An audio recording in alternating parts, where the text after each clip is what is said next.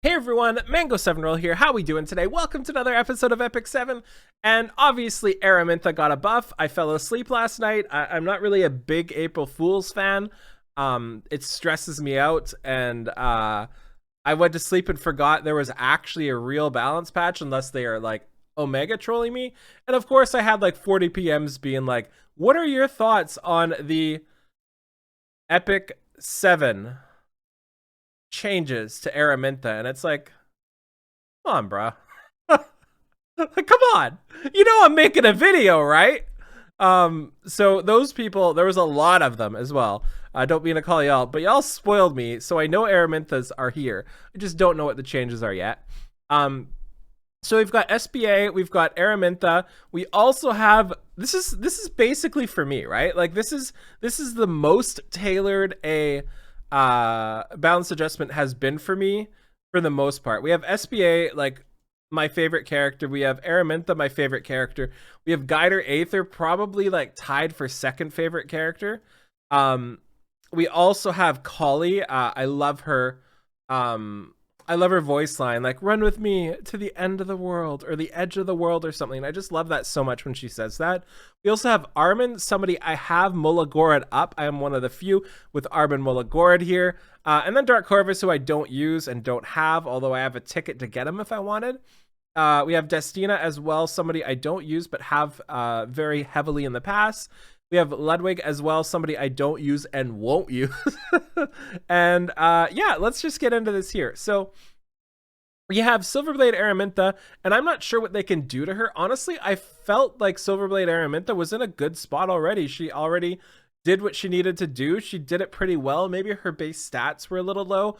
That's always been the problem with mages. Like all three of these mages here, SBA, Aramintha, and Guider Aether, all of those could be heavily buffed by just helping out their base defenses or offenses or effectiveness. One of those three in their base kit would really help it out, because right now they just take too many stats and their base stats are so low. It's really difficult to use them.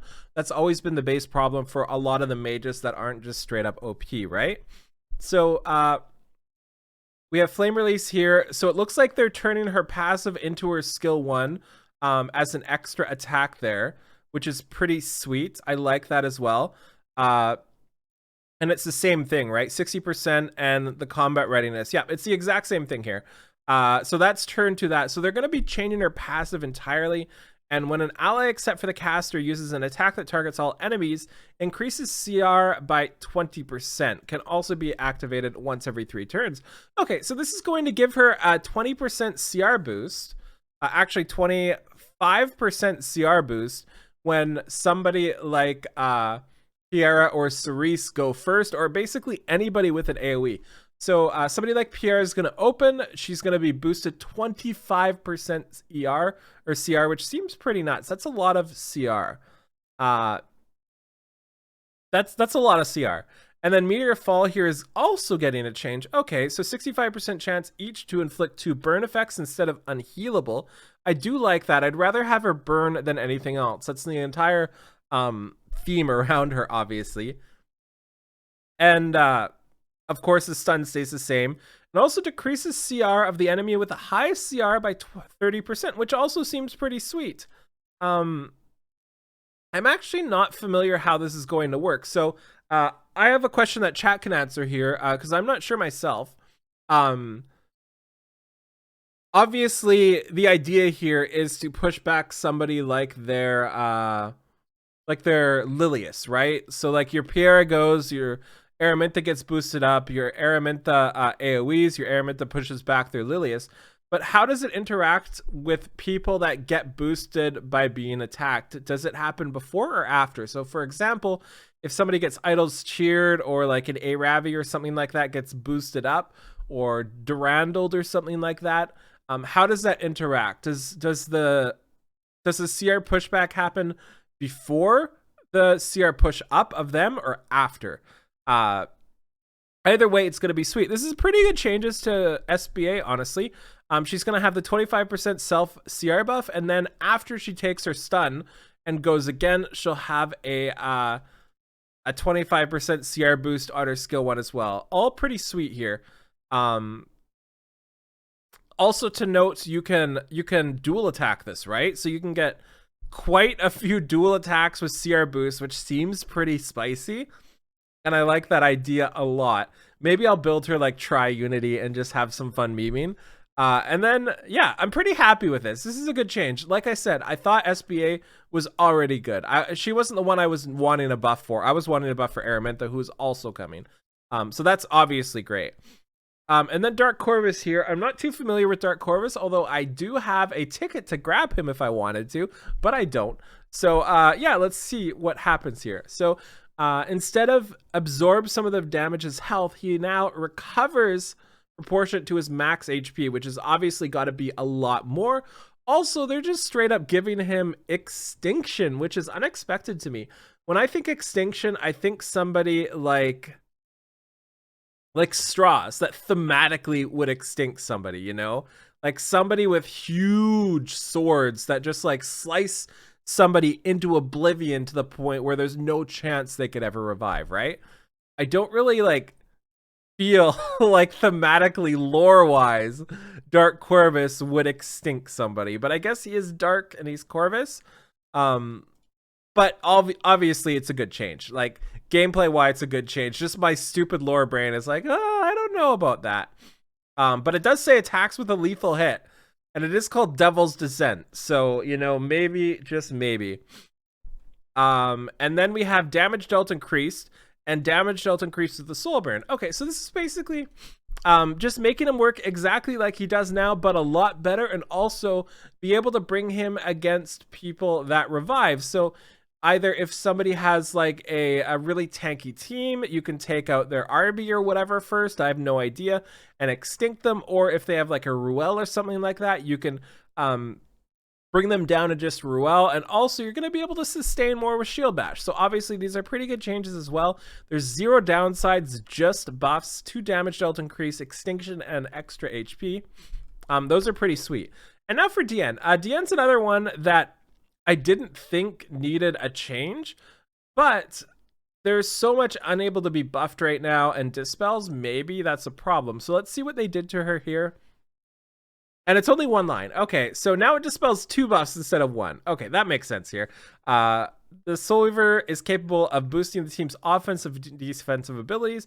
She's not so effective when it comes to cleansing debuffs. Cool. Yeah, I mean, that's obviously good. And now we need to take a look at Aramintha.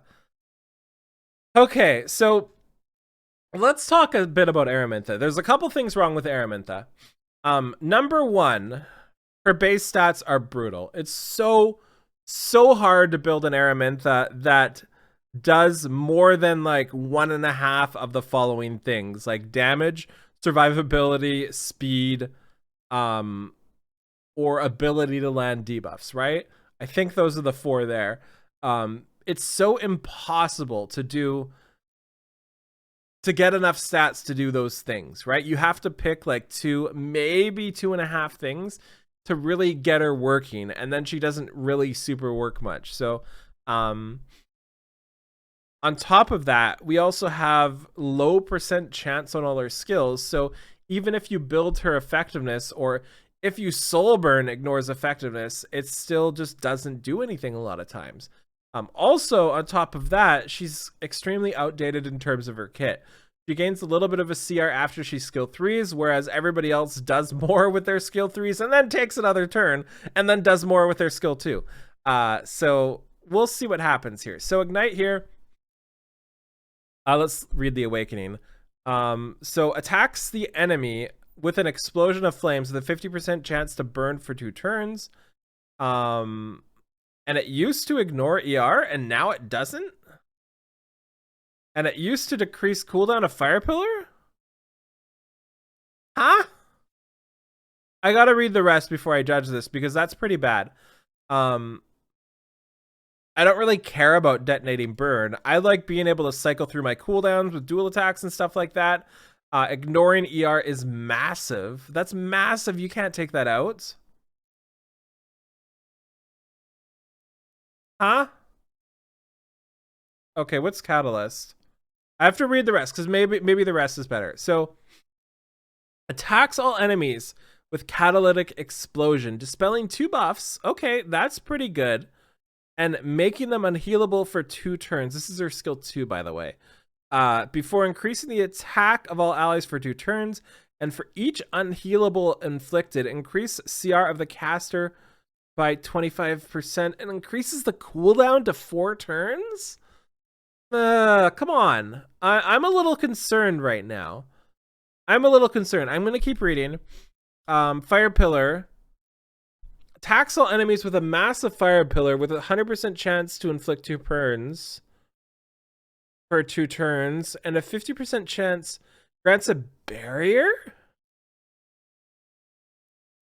What?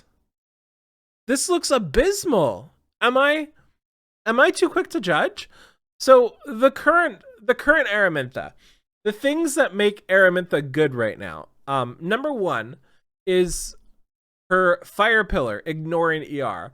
It lets you build without too much ER, so you can skill 3 and skill 2 people on the enemy team that don't have a ton of ER. Maybe you miss the skill 3 on their Ruel or something like that, or somebody with a lot of ER, but it does hit their DPS, and that's really, in essence, what matters for a lot of the times. And it does burn them, which is where the damage comes from. It also unhealables them. And then, as the fight goes on, you have ignores ER on your skill 1 to be able to get more debuffs in there, to be able to hit people like Ruel for longer battles. That's number 1. Number 2, my favorite part about Aramintha is being able to rotate her skills so much. So you have her skill 3, which boosts her CR up, which it doesn't now. We have her skill 3, which boosts her CR up, and then allows her to go pretty quickly after and do her skill 2. And then from there, between dual attacks and her skill 1, reducing the cooldown of Fire Pillar, you're able to cycle into Fire Pillar again and open up in a Catalyst again. That's the entire core of her skill set, especially when you combine with something like Etika's Scepter at a 50% chance to decrease your skill cooldowns. Very often you're going like skill 3, skill 2, skill 3, skill 2, skill 1, you know? That's the whole point of her skill set. This is just a mess.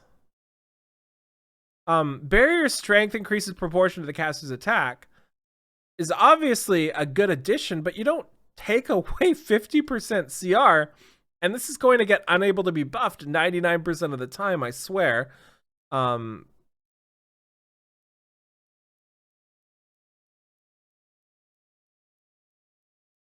Okay, so I am not happy with this.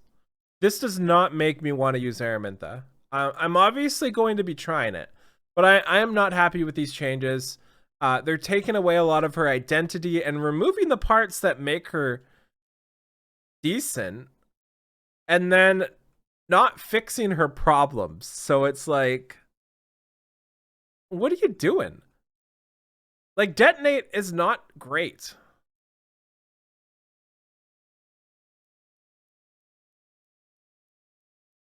Detonate is not great. One of the reasons why Detonate on bombs is great is because it stuns them, right? Like, you detonate bombs because not only do you do damage, you stun them as well. And you do way more damage than a burn does. Let me read this. I'm a little upset with that. So these adjustments will make Aramintha able to inflict burn effects more often and even detonate them on enemies. I mean, yes, but no, right? You're theoretically going to be burning less now because you can't cycle through your cooldowns as much, right? And you don't have Ignore ZR. Fire Pillar will now provide better offensive and defensive abilities, including 2 burn effects. Yeah, that's the 2 burn effects is obviously good. But the problem with Fire Pillar was only 50% chance to stun. Like, this was the problem with it. Especially since her burn, by the way, if you're not familiar, is ignores ER for her skill 3. So you can skill 3 for 20 soul burn or something like that, and burn to ignore ER on her skill 3 and not land a stun. you know, on anybody. The current combat readiness increase will be shifted to the skill catalyst.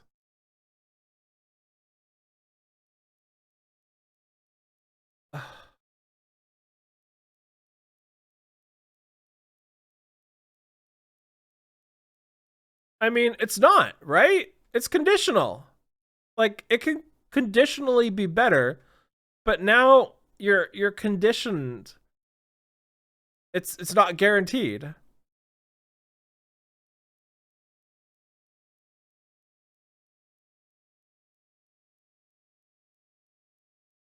I mean, obviously this is the best part, by the way. That dispels 2 buffs.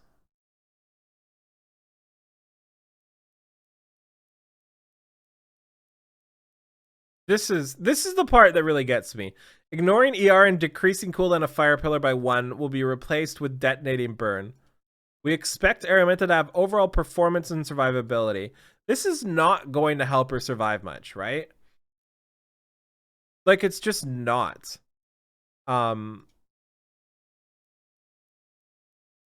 It's just not. Because let's say you skill 3 here. Ugh. I need to breathe. I'm going to read others for now and come back to that. That's not what I expected at all. I do not like this. I don't like the direction. I don't like what it's doing. I like the dispel. That does help. But everything else is like kind of not right to me. Let me know if I'm overreacting, by the way. Obviously, this is somebody close to my heart, right? Like I've been using Aramintha, and she's been my favorite character since day 1 of the game, when people told me not to. Like, we had the Korean community like raid my stream and tell me I was an idiot for picking Aramintha day 1 for my selective. So it's been a while since I've been attached to this character. So let's take a look at Ludwig here. So I'm not familiar with Ludwig's skill set either. Attacks with light with a 50% chance to stun. So now it decreases buff duration by 1 turn before 100% chance to stun. Okay. And also grants some invincibility. And after the attack, when the target is stunned, increases CR of the caster by 50%. That seems pretty sweet. And then Call of the Moon here. Of hiccups. Attacks the enemy with Nocturne magic. Oh, let's read this one. If hiccups go away, when the enemy is defeated, extends the caster's buff duration by 1. He didn't get that before. I literally have no clue what he does. Honestly, I've avoided this guy like the plague. Penetrates the target's defense by 30%.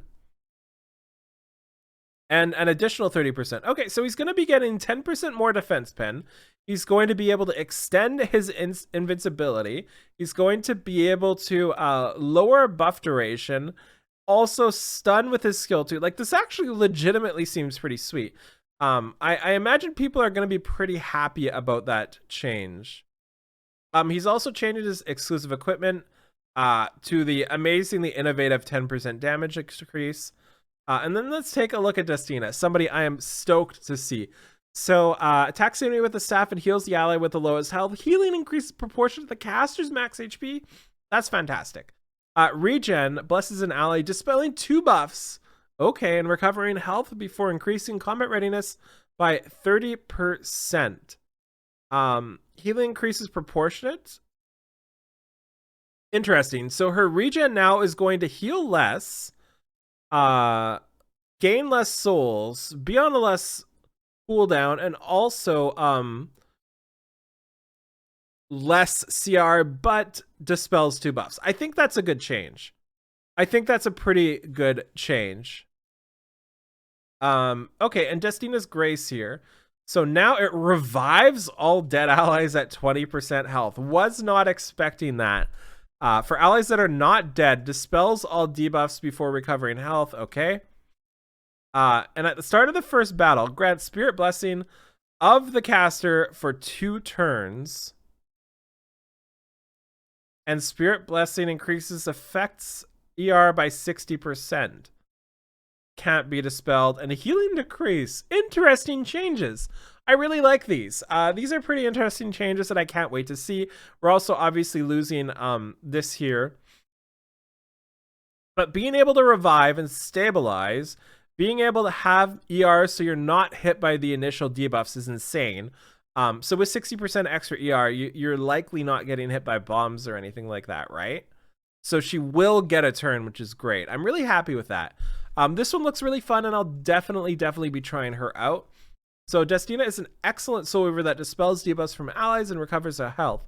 However, these abilities have been poorly used due to their long cooldown. Yes, that is the other thing to note. We are lowering the cooldown on her skill 2, which is massive. Pretty excited for this. Pretty excited to see what this looks like.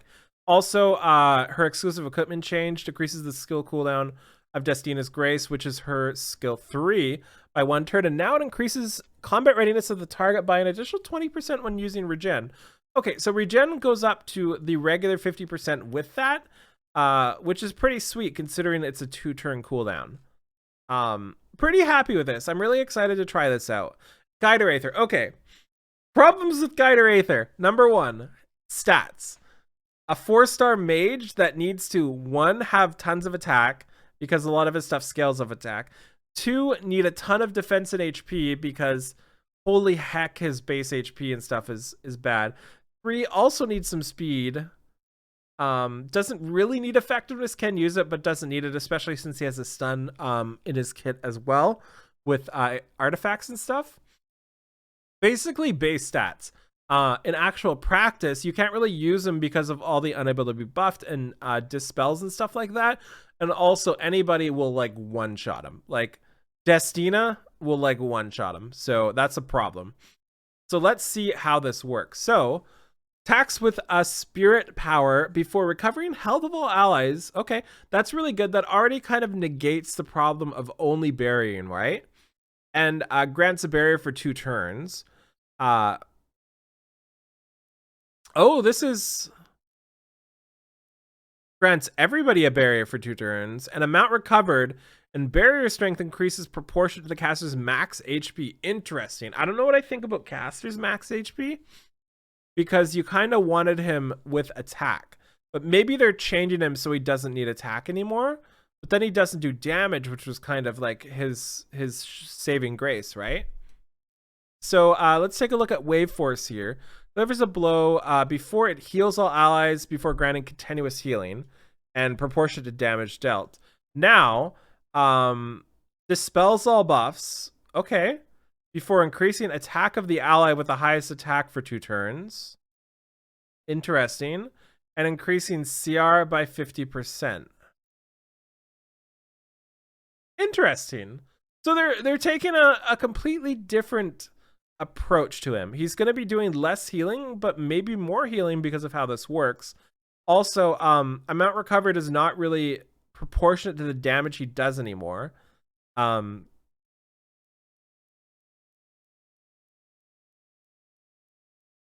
Interesting. I'm really interested in this. And also, Soulburn's skill cooldown is decreased by 2 turns. I don't know what to think about this, but let's take a look here. So Guider Aether is a unique mage capable of recovering and protecting allies, but overall it was not enough for the hero to contribute to the team fight. These adjustments, Wave of Force will have effects of dispelling enemy buffs and increasing attack of allies so that the skill reliably boosts allies' attacks. In addition, Spirit's protection will be adjusted to recover ally health and grant a barrier at the same time for better team protection. The barrier strength will be slightly weakened, but will be granted to all allies. Okay. One thing to note too is Wave of Force is on, doesn't say how many turns it is, but you can reduce the skill cooldown by 2 turns, and also one of his EEs stuns the target with Wave of Force. So you could have quite a bit of Wave of Force stunning, especially since this is only a 10 soul burn. I don't know if that's going to be viable, but it's something you can do. So before, this grants a barrier to all allies when using Spirit Protection, and now it increases the amount recovered when using Spirit's Protection. Interesting. I wish this was amount recovered and barrier strength, just to cover both things. Interesting. So let's take a look at Kali. Okay, I'm excited for this. I love Kali. I love her so much. I want to run to the end of the earth with her. So ambush before, Ambushes the enemy, activates again when stealth. Damage dealt increases proportion to the caster's speed. And now it steals a buff. Okay. And Soulburn increases the effect to 100% and steals 2 buffs. Okay. Effect chance to 100% seems pretty good. But it's not ignores ER. So, interesting here. I wish that ignored ER as well. Also, I don't know what to think about losing an extra attack. I hope she gets more attacks, because I thought like that was kind of one of her traits, right? Kind of like Alexa attacking twice. So accurate strike here attacks the enemy with an unseen blade and grants stealth to the caster for 2 turns. And at the end of the turn, detonates any bleeding effects and bombs inflicted on the target. Okay, so now it's not going to CR. It's not going to give her a barrier. But it is going to do more damage and detonate bleeds and bombs. Interesting. I feel like they're overvaluating detonate. Like, the reason detonate is so good on somebody like Caesarea is because she can plant bombs and detonate on the same turn. The reason why detonate is semi good on Pirate Captain Flan is because it's on her skill 1, it's spammable, and procs off of dual attacks, stuff like that, right? And she's usually paired with somebody like Caesarea often, so she can detonate after. Interesting. And Baptism of Fire, before it decreases CR by 3 times, 25% 3 times, stuns a target for 1 turn, grants stealth for 1 turn, and proportionate to her speed. Now decreases buff duration by 1 turn, inflicts bleeding, and plants a bomb. Okay. Increases combat readiness of the caster by 50%. Okay. When the target is a fire ally hero, ignores ER and increases combat readiness of the cast. Okay. Collie's back on the menu, I guess?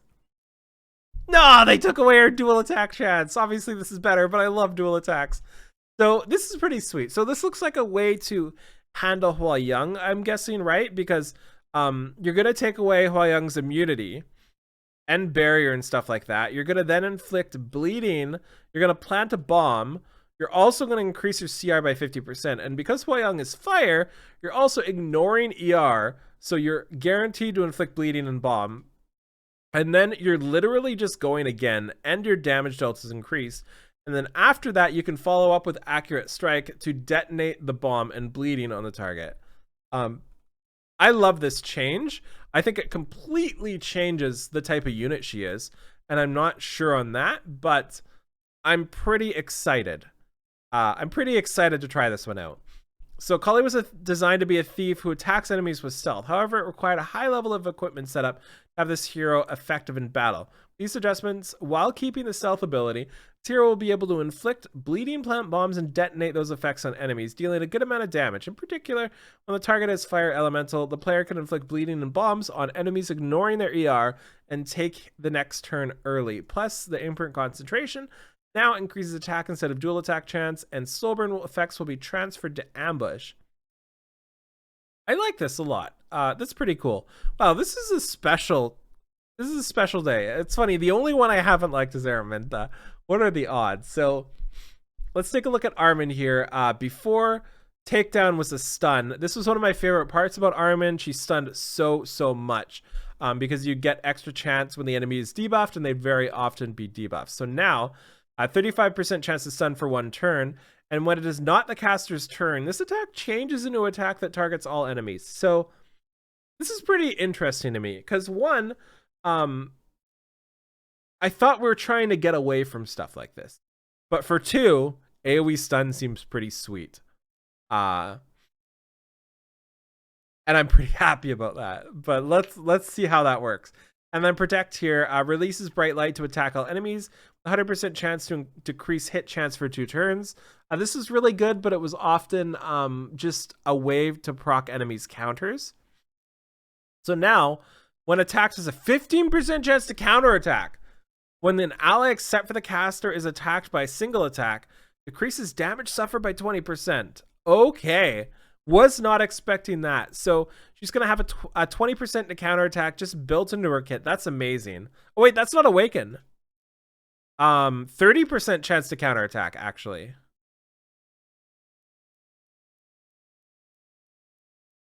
%30 chance to counterattack. Okay. Okay, I'm stoked for that. And now Shield Wall, before gives a barrier for 3 turns, recovers HP by very little. And now what it does is uses Shield of Life to dispel 1 debuff from all allies. Grant increased defense to the caster. Ooh, I wish that was to everybody.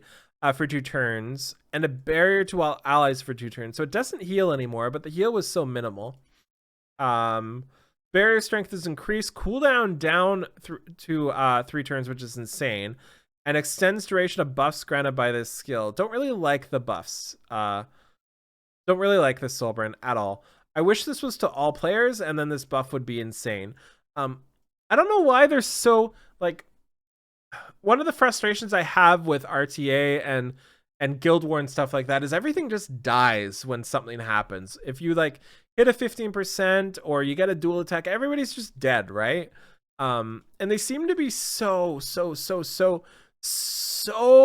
strict about when they give people defense to the whole team. Like, so many people that buff defense buff it for themselves and nobody else. I really feel like this was an opportunity to give the team defense buff and have, like, her skills are called Protect and Shield Wall. Let's be real here.